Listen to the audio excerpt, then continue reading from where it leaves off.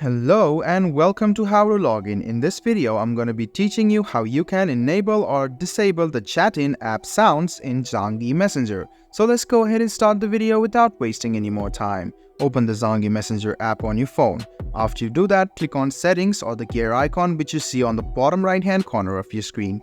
After you do that, what you need to do is find Chats. Right below Personal Messages is Chats. Go ahead and tap on it and scroll all the way down and you will find Chat-in app sounds.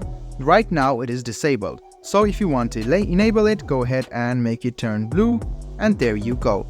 Now, whenever you receive a message or wherever you type, you can receive the Chat-in app sounds. If you want to disable it, it's quite easy as well. Go to Settings, go to Chats, scroll all the way down and find Chat-in app sounds. Go ahead and disable it and there you go.